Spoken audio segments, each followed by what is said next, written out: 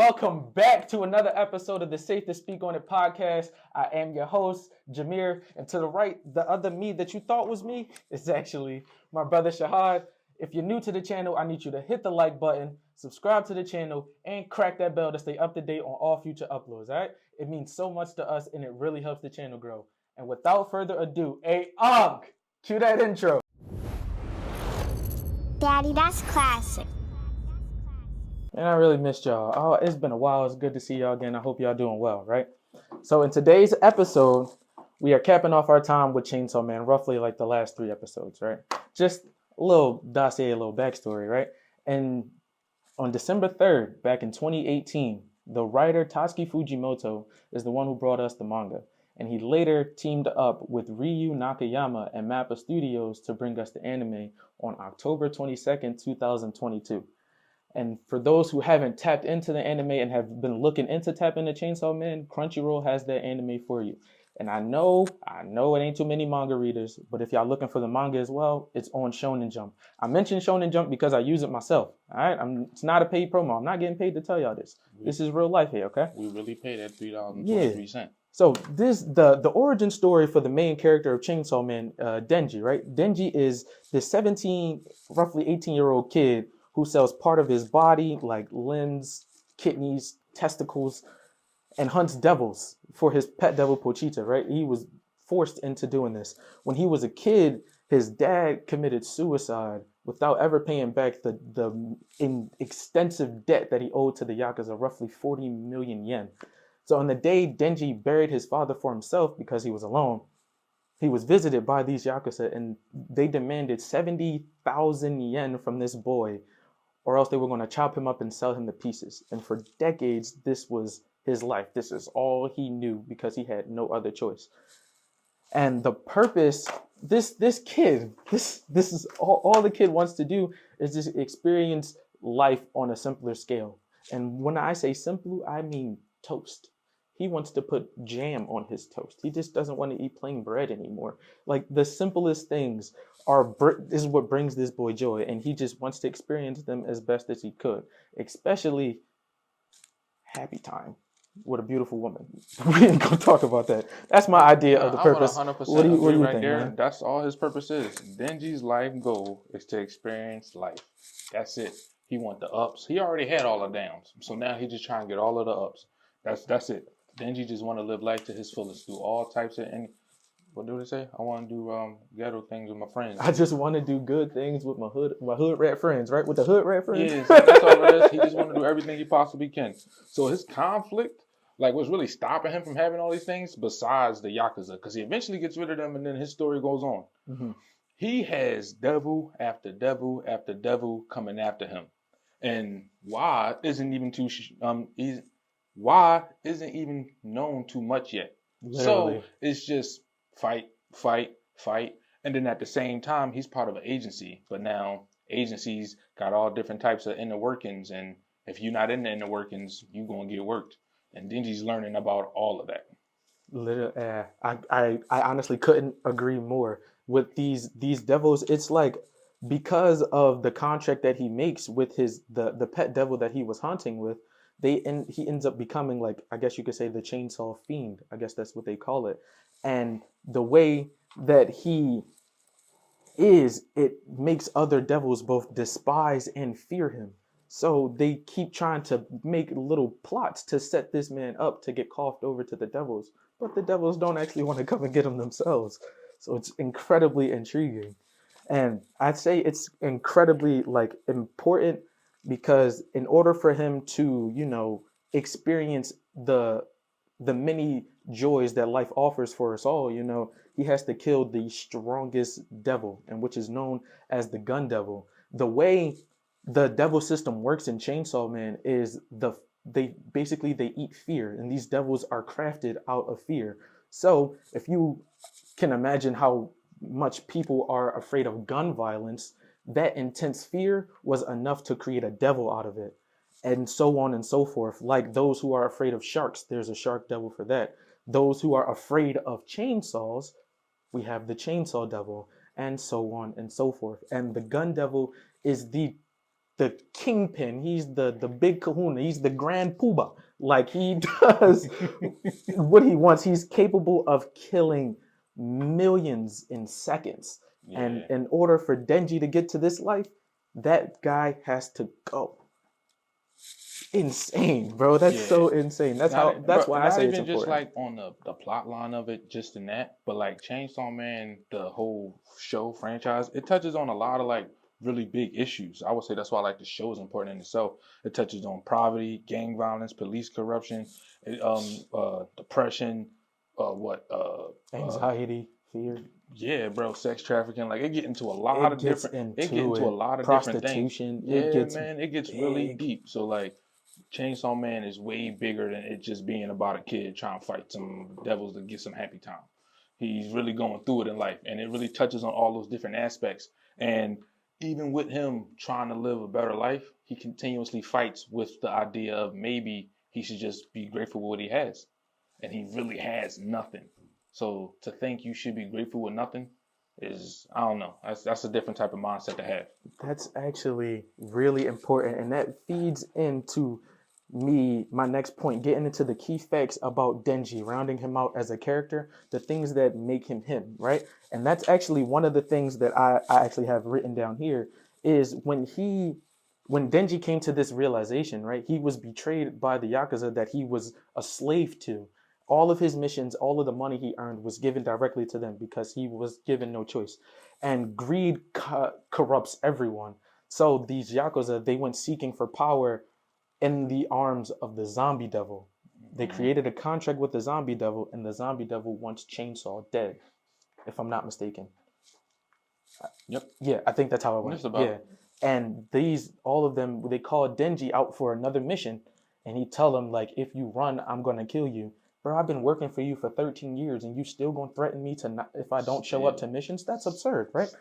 Like, he gets there, and he finds out he's been betrayed, like, that they're all coming for him. Mm-hmm. And in the midst of it all, Denji is looking at them like, they just wanted more out of life the same way I did. Perhaps I should have been grateful with sharing one slice of bread with my pet dog. A day. In a dirty shed. I should have been grateful for that. It was incredibly intriguing, like, because you get to see the character Denji's kind of an a-hole. Like, he's kind of a jerk and a butthead. Like, he's gonna talk his talk. Like, he makes it hard for you to like him in certain ways. But for him to come to that realization, it was intense. Another one was the freaking opposite. This is what I mean. That Denji isn't the Denji that stays around too long. Because if you remember, roughly between, I think, episodes 10 and 11, Denji's whole squad pretty much gets wiped out. Right. And when Denji gets asked how he feels about it, he doesn't feel anything. Yeah, he was still trying to eat him some apple slices. He didn't feel anything. He just wanted to bite an apple. And then when asked, hunters or devils, which side are you on? He said, whichever side treats me best. I was like, this character is so complex. Like, but sometimes he seems real simple. But he seems so simple simultaneously. It's conflicting, but it's really awesome. Those are my key facts about the main character. How about yours, good brother? All right, so I actually got a nice little fun fact, actually, right? All right, talk to me. So, eventually Chainsaw Man starts to get a little buzz, and like the fans really like him, and it's like weird for devils to be liked by the humans. Mm-hmm. So that's come from the Texas Chainsaw Massacre. So it's kind of weird to say.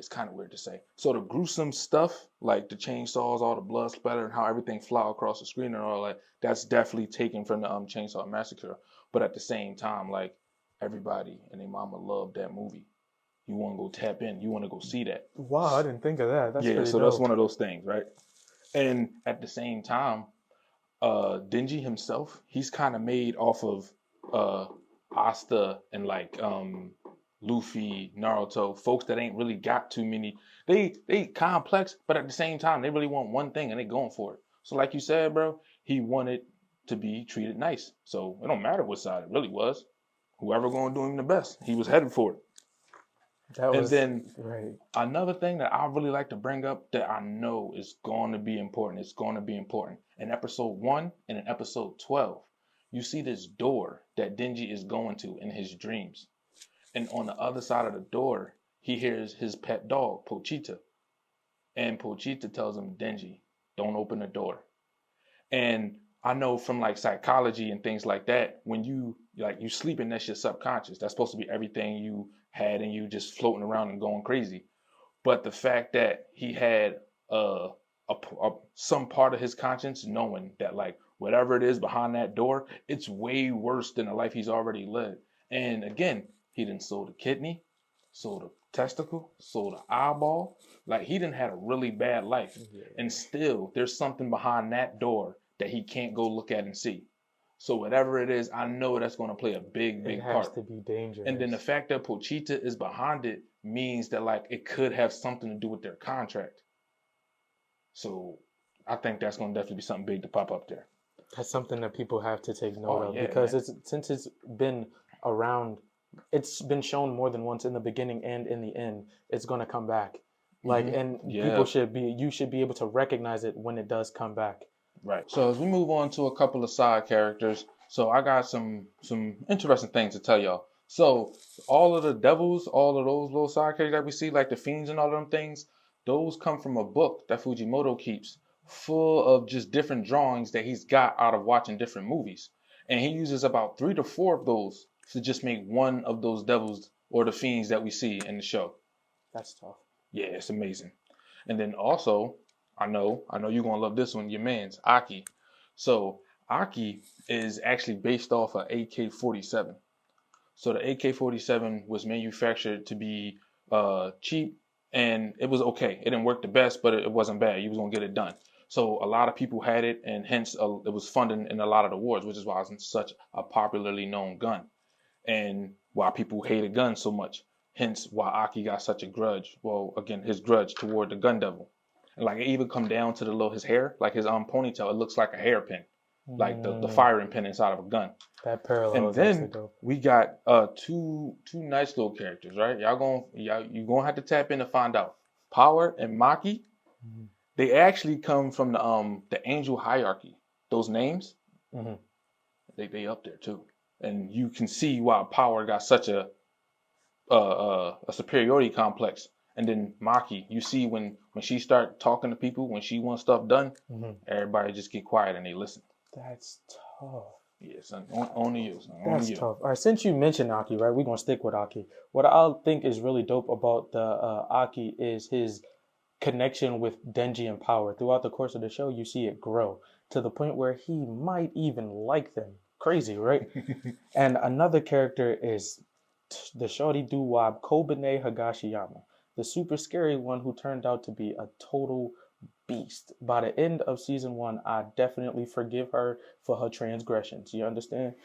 And lastly is the character Kishibe. I don't know if Kishibe, he was the one who trained Denji and Power and turned them into overall animals. I like him because he doesn't trust Makima the same way I don't trust Makima. And that's why he is my man. That's the only requirement? Yeah, that's it. That's all that matters. The way his personalities, I don't care about. But the fact that he don't trust Makima, he shared my same, you know what I'm saying, disinterest, I like it.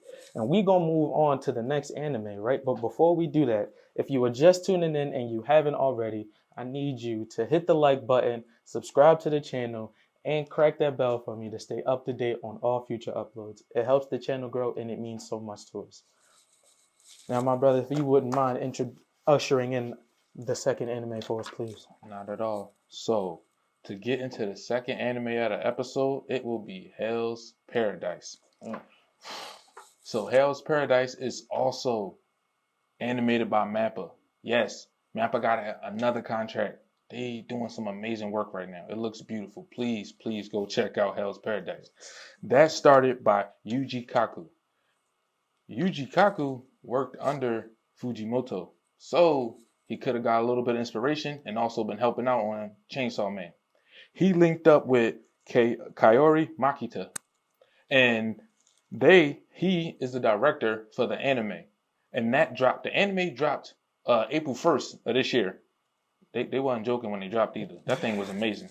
But the anime started way back in 2019 on August 25th. If you want to watch it, because I know you do, it's on Crunchyroll like always. They amazing. Go check them out. And instead of Shonen Jump, you actually gotta go to Viz Media if you want to read it. I know some of y'all watch manga. Don't gotta hide. Go check them out. Viz Media. Now, to talk about this one, right? It's all about Gabimaru. Gabimaru, he is a real small teenager. He's a shinobi from the village called Iwagakure. His parents was killed when he was a baby, and then he was just raised to be a savage. So his whole purpose in life, Gabimaru is a ninja that's on death row, and all he trying to do is get back to his wife. But before he started trying to go live all lovey-dovey, he earned the name Gabimaru The Hollow, or the name Ganda. Hold up, slow down. We're gonna get it right.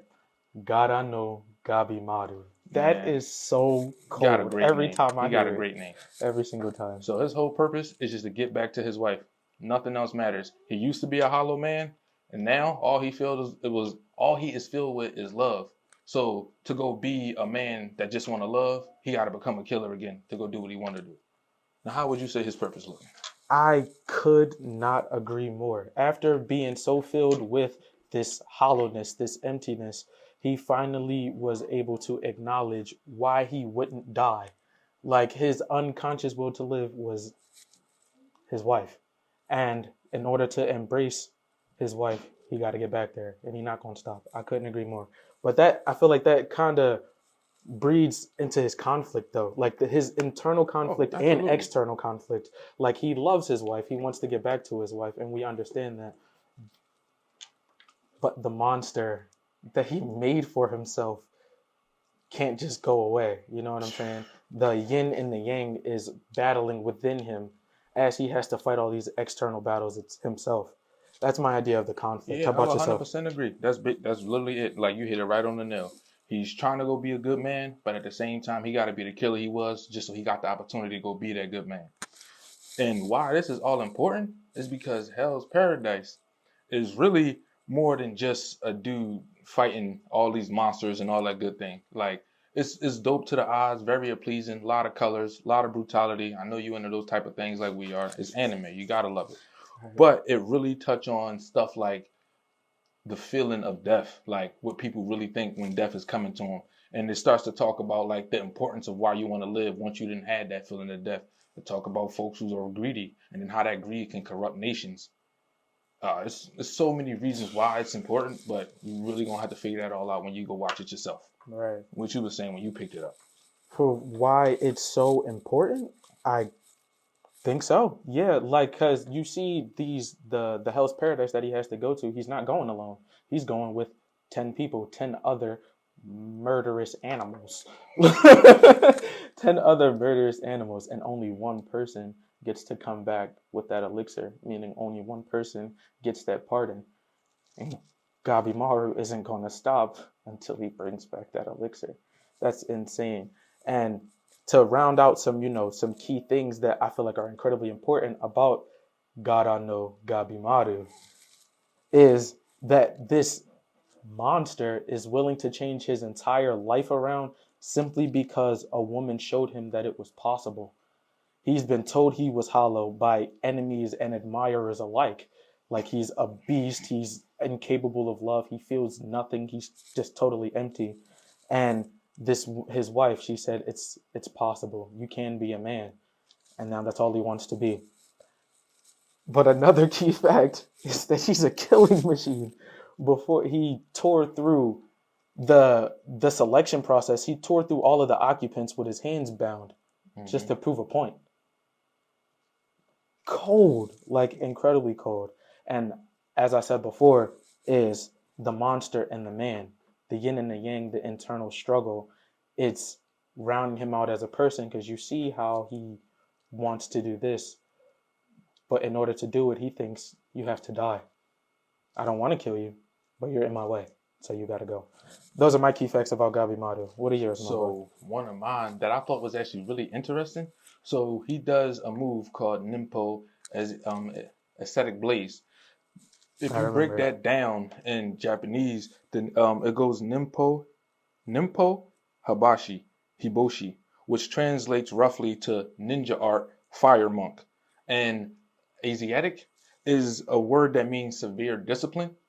So I put those two words together to really say like a fire monk is like they're basically both real super religious, but not really just religious. It's about the severity and the discipline that he has to have. Mm-hmm. So it's like, yes, he didn't went through that type of training and to get those type of things, but it's just another attribute to how strong his convictions are to do what he do. And then another thing that I think, so his name is Gabimaru the Hollow, or Gotta no Gabimaru. However, I'm thinking that that name is actually like a mantle. I know some of y'all know Mortal Kombat, so it's like Sub-Zero. There's a guy that's Sub-Zero, but once he dies, there'll be another Sub-Zero. Right. I think there was a previous Gotta no Gabimaru. But it's only 5 episodes in, so we gotta watch it and keep finding out. My last one though was his, like you said, bro. It was that big claim, feeling nothing. The show starts off with him trying to get executed. He's on death row. He's just supposed to die. But every execution method fails because he is too strong. Not because they mess up, because he's just so much better. And then if we want to start to move on to some of this side characters that's going on, we got a shorty that's named Sagiri. Oh, Sagiri is amazing. And it's crazy because she's an executioner, but she got a mental block or something. It was crazy. It was crazy. I don't know how she just got mental blocks like that. So, but the thing is, once she saw Gabimaru kill all those people with his hands bound to prove a point, it made her realize that like she's putting too much pressure on herself. But to really round it out, he gonna be what get her over her mental block or something. Like it's gonna be Gabimaru, which is crazy because she's an executioner. All she do is kill bad guys, but it's gonna be this bad guy that makes her a better executioner. Crazy. Insane. And a lot of things that was very interesting is a lot of people that come back from Hell's Paradise, which was the island that they found the stuff at, they come back with flowers growing all throughout their body. And the thing that's important, a skull with flowers growing out of it, symbolizing the beginning of a new life after the defeat of death. So I'm thinking it's like, okay, maybe just flowers coming out of them made them think, all right, it's something very, very beautiful over there. But in reality, I was thinking, obviously the island, it's like, island's gonna be bad inhabitants for them, but like the island itself is they all defeating it. The island, Slow down, the island itself is defeating these people. It's like literally everything on that island is going to be geared and designed toward defeating everyone else that arrives. Like everything is going to work in conjunction with each other. I mean, like, not going to get too crazy, but like the grass might push them back type stuff. Like it's really going to be working against them in every way so that that island wins. And lastly, they have each convict that's sent to this island, they have an executioner. So it's possible. Well, they obviously don't like none of these prisoners on top of that. They all just think they scum and they just want them to kill each other, to be honest. But they believe that they so much stronger and so much better. It's like once the convicts find an elixir, would it be possible that they just kill everybody and take it for themselves? Avoid the bloodshed that's going to happen on the boat? Because if it's more than one, only one going to get the pardon anyway. And they nice. them executioners are nice. So I don't know, but that's what I think about the side characters. It's a lot of great ones. Check them out. You're gonna have to love them. Yeah. So in terms of side characters, I've actually decided to dive into one, which was the show that you mentioned, Sagiri, Gabimaru's executioner, the one assigned to kill Gabimaru if he steps out of line. Don't make me laugh, right? What's actually what I do like about her though was how she helped Gabimaru realize his reason to live. It was her notion was kind of similar to the saying, if you're thinking of dying, go jump in the ocean and you watch how you'll fight to survive. Exactly. Because it's not that you want to die, there's something inside you that you're trying to kill. And when he realized, I was like, this is actually pretty cold. Right. And her dealing with that is like awesome because she's dealing with her own internal struggle, as you said. She wants to be the greatest beheader ever, just as her father was, but she's also being choked by fear and doubt and all this other like guilt and all these other things. It's like you're choosing a very disastrous job. You can't be coupled by guilt, and her internal struggle is being helped and cultivated by her looking at him, seeing him internally, because she believes that everyone's personality is reflected in the blade. When she sees Gabimaru's reflection, she sees a man who done murdered so many people, and he lives with it every day. He don't care.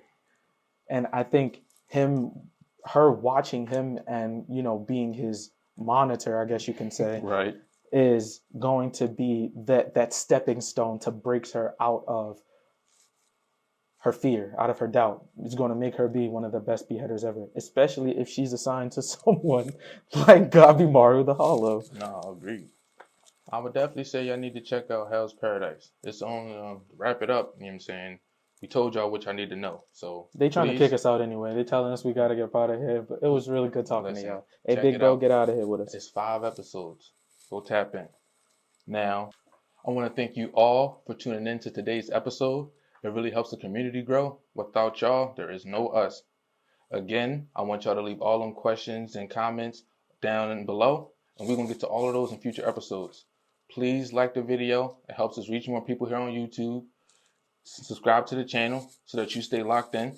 And then please hit that noti bell so you can be notified on all episodes. We have been your hosts, Shahad, Jameer, and this has been the Safe to Speak on the podcast.